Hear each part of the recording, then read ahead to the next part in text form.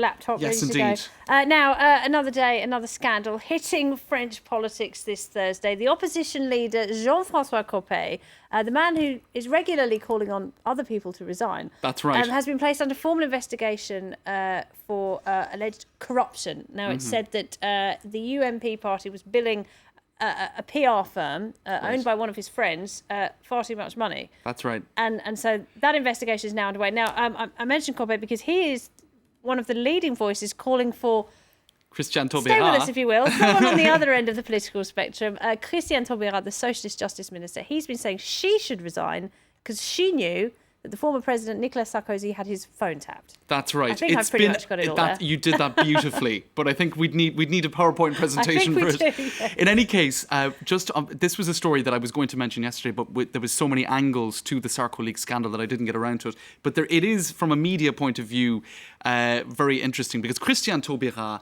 Justice Minister, she was informed that a judicial investigation had put a wiretap on Sarkozy's phone to see if he had illegal party fundraising, etc. Very embarrassing for the former president. This looked like it could be a scandal that would really impact on his chances of making a comeback. So, Socialist Party were rubbing their hands with glee over at the Élysée Palace and elsewhere, delighted.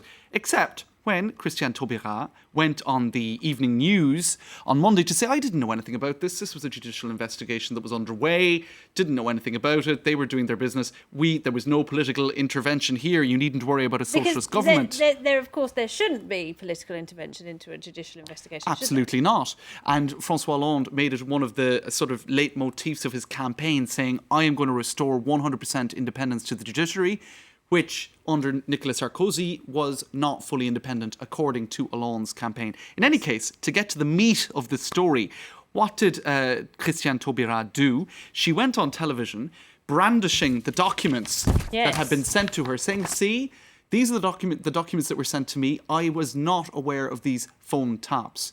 Now, why did she do that? Because the leader of the UMP party said that she should resign because it had come out in the press. That she was aware. Anyway, the point of all of this is, because just yesterday, Copé was calling on her to resign. That's now, right. But the point here is that what did Le Monde do? This was political. This was a camera zooming. What would you say?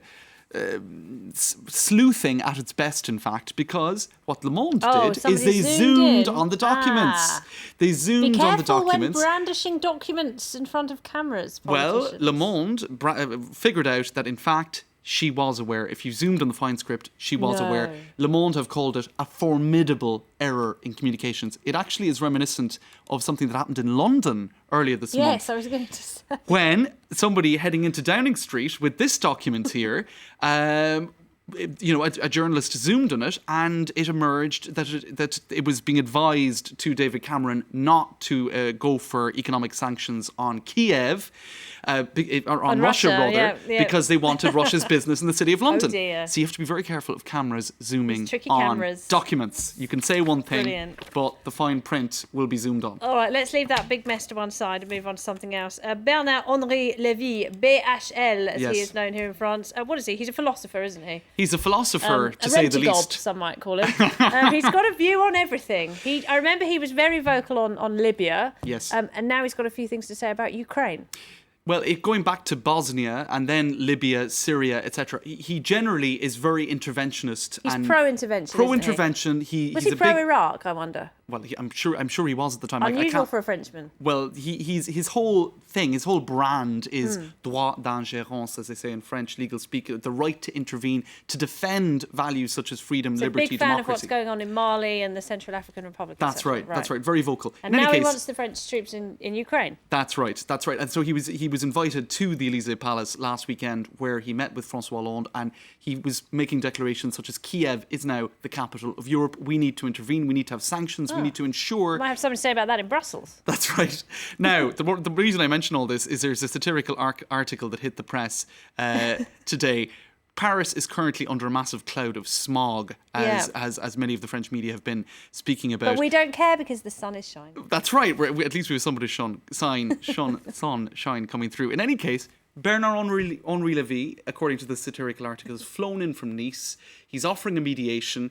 He is with the Parisians and suffering alongside them, and he says, I will not abandon you in your suffering. So essentially, he's so present whenever there's a conflict, calling for some degree of intervention, that it has led to this sort of satirical take on it. Okay, very quickly, you've got 20 seconds to tell us why one of the candidates to become Paris mayor has made a bit of an error in her communication well, look, do you remember strategy. when she said that the Parisian metro is a place of charm where you have moments of grace, and she got massively mocked over it with scenes such as this where, moments of grace in the metro.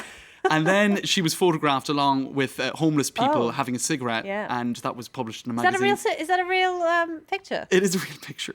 Now, the latest thing is that she was photographed kind of looking up into the sunshine while she was having a phone call.